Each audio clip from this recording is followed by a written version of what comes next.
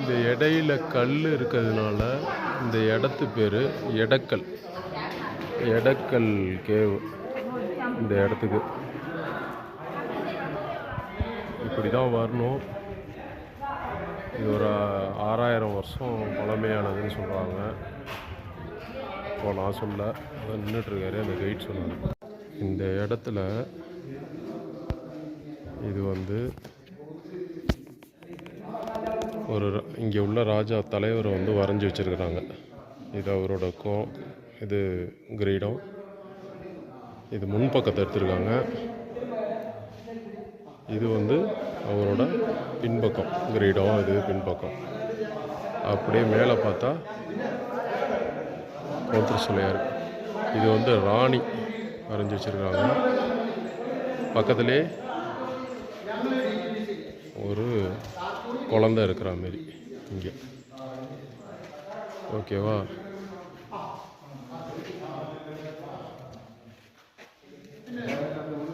அப்படியே இந்த இடத்துல பார்த்தீங்கன்னா ராஜாவோட மூஞ்சி வரைஞ்சிருக்காங்க.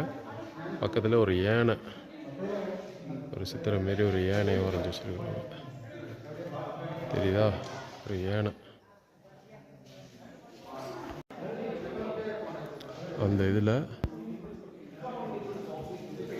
இது சன்ஃப்ளவர் அந்த காலத்தில் இது பண்ணி சன்ஃப்ளவர் அப்படி சொல்கிறாங்க. சூரியகாந்தி பூ. அதேமாரி சூரியனை வழிபட்டுருக்குறாங்க. அதுக்கு இதுதான் இது சூரியனை வழிபட்டுருக்காங்க. மேலே இந்த இடத்துல மயில் மாரி ஒரு உருவம் வரைஞ்சிருக்கு. மயில்னு சொல்கிறாங்க. அப்புறம் இது படிக்கட்டு மாரி இருக்கு இல்லையா, இது ஒரு ட்ராலி. இங்கே ஒரு ரவுண்டாக ஒரு சக்கரம் மாரி இருக்குது பாருங்கள். இந்த இடத்துல 2 சக்கரம், இங்கே ஒன்று இங்கே ஒன்று, ஒரு ட்ராலி. இது அங்கே பார்த்தோம்னா அது மீது ட்ராலி. மேலே ரெயின் இருக்கிற மாதிரி ரெயினை வச்சு இந்த ட்ராலியில் வச்சு இழுத்துட்டு போகிறாங்க.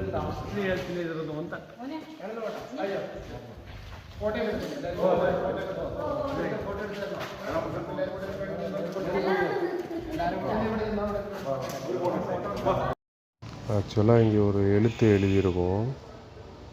அது 2000 வருஷம் பழமையானது.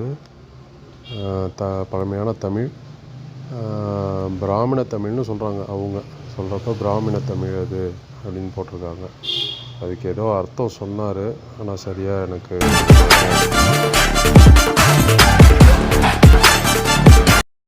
அந்த எடக்கல் கேவுக்கு போகிற பாதை